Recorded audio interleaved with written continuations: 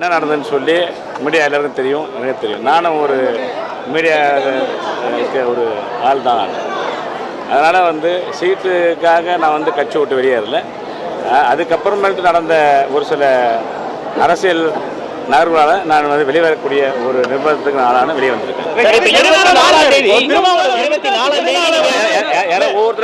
முடிவுக்கு அப்புறம் திருமாவளவன் எதனால மாற்று ஒரு சிந்தனைக்கு போனார்? தாவேக்காவுக்கு எதுக்காக ஆதரவு கொடுத்தாரு? நீங்க அதை அவர் விட்டு தான் கேட்கணும். சார், இன்னும் விடுதலை சிறுத்தைகள் நிறைய பேர் வரதுக்கு இருக்காங்களா உங்களோட? இதுக்கு முன்னாடி ஏதாவது பேசப்பட்டது அவங்க கிட்ட அதை பத்தி? இரு தம்பி, தான் ஒருத்தரே கேட்கும் தம்பி. ஆட்சியிலும் அதே பங்கு இருக்க திமுக தாவேக்கா செயல்பட்டு காட்டிருக்குது. அது வந்து அது நம்ம விசிகாவுக்கு வந்து ஆட்சியிலும் பங்கு அதிகாரத்திலும் பங்கு என்ற ஒரு நிலைப்பாடு இருக்குன்னு சொன்னாக்கா, அந்த நிலைப்பாடு அதாவது இது வந்து ஒரு மாநில அரசு தான். இது ஒன்றிய அரசிலேயே வந்து அதிகாரத்துக்கு வரக்கூடிய தகுதியும் அனைத்தும் நம்முடைய எழுச்சி தமிழ் அண்ணன் எழுச்சி தமிழருக்கு இருக்குது. அப்படின்னா வந்து கொள்கை மாறாமல் இருக்குன்னா அப்போ வந்து ஒன்றிய அரசிலேயே அவர் மத்திய அமைச்சராக ஆயிருக்கலாமா? அவர் தாவேக்காவுக்கு ஆதரவு தரணும்னு ஏதாவது பேசினாரா முன்னாடி உங்ககிட்ட? ஏதாவது கட்சி நிர்வாகி இல்லை பேசல. உங்களோட விடுதலை சிறுத்தை கட்சியில் இருக்கிறவங்க முக்கிய தலைவர்கள் வர இருக்காங்க. அம்பேத்கரையும் அரசியல் பண்றாருல, பெரியாரையும் அம்பேத்கரையும் தாவேக்கா விஜய் அவர் வந்து முன்னிறுத்தி அரசியல் பண்றாரு. அது தவறு. அது பேரளவில் தான் வந்து பெரியாரையும் அம்பேத்கர் முன்னிறுத்துறான்னு சொல்லி அவர் விஜய் சொல்கிறாரு. ஆனால் ஒரு 3 நாளைக்கு முன்னாடி கூட நிருபர்கள் வந்து அண்ணன் எழுச்சி தமிழகத்தில் வந்து கேள்வி கேட்குறீங்க.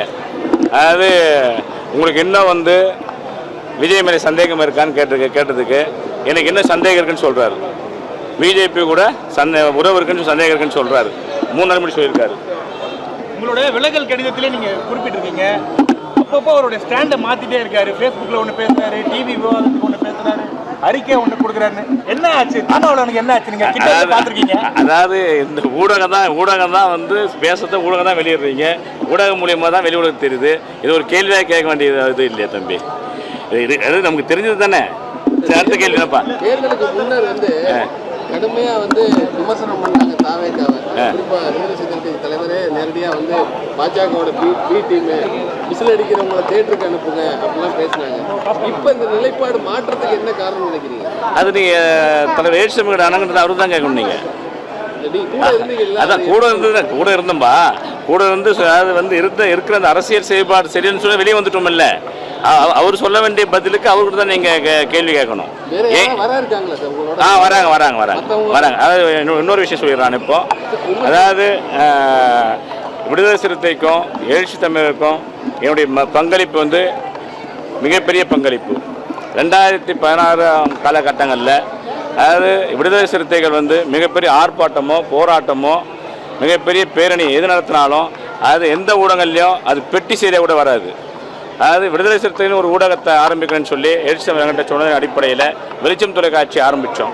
வெளிச்சம் தொலைக்காட்சி ஆரம்பித்து அதுக்கப்புறமேட்டு தான் அனைத்து ஊடகங்கள்லையும் அதாவது விடுதலை சிறுத்தையை பற்றியும் வெளிச்சம் தலைவரை பற்றியும் நீங்கள் வந்து ஊடகங்களில் வந்து செய்திகள் வந்தது.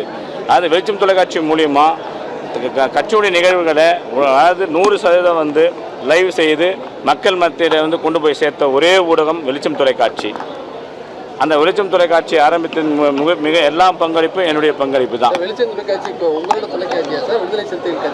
வெளிச்சம் தொலைக்காட்சி அதாவது சேட்டலைட் உரிமைகிற கம்பெனி, அது முழுக்க என்னுடைய கம்பெனி.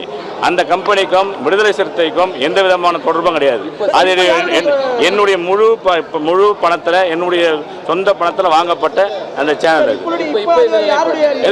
இப்போ நான் வந்து அந்த சேனலை வாங்கும்பொழுது இந்த சேனல் வந்து எழுச்சி தமிழுக்காக நான் வாங்கின சேனல் அப்படி சொல்லியிருக்கேன். அது அப்படி தொடரும். இப்போ மேடையில் பேசும்போது செய்யூர் தொகுதிக்கு நீங்க என்னென்ன பண்ணிருக்கீங்க நீங்களும் சொன்னீங்க. திரு ஸ்டாலின் அவர்களும் சொன்னார் செய்யூர் தொகுதிக்கு என்னென்னலாம் திட்டம் நிறைவேற்றப்பட்டிருக்கு, நீங்க சட்டப்பேரவையில் எப்படிலாம் திட்டங்கள் கேட்டு வாங்கினீங்க. அவ்வளோ சிறப்பாக பணியாற்றி உங்களுக்கு ஏன் சார் வாய்ப்பு தரல? அதுதான் சார் வாய்ப்பு தரலன்றது வந்து நீங்க யார் எடுக்கிற அவரு தான் கேட்கணும். அது நீங்க வந்து அவர் கிட்ட அவருக்கு ஏன் வாய்ப்பு தரல நீங்க கேளுங்க. இன்னைக்கு என் தொகுதியில் போய் பார்த்தீங்கன்னாக்கா என் தொகுதி வந்து 100% அது ஒரு தன்னறைவற்ற தொகுதியாக வச்சிருக்கேன். அது சாலை வசதிகள் வந்து 100% சாலை போடப்பட்டிருக்கு. அது இப்போ அதாவது தலைவர் சொன்னதுக்கு நீங்கள் கேட்டீங்க. நீங்கள் அவ்வளோ அதாவது இப்போ பார்த்தீங்கன்னாக்கா அது வந்து ஒரு கடைக்கோடி பகுதி. அது ஒரு அரசு கல்லூரி கொண்டு போய் வச்சுருக்கோம். அந்த அரசு கல்லூரிக்கு வந்து இப்போ உடனடியாக இந்த நடப்பாண்டிலேயே வந்து 270 மாணவர்கள் படிச்சுட்டு இருக்காங்க.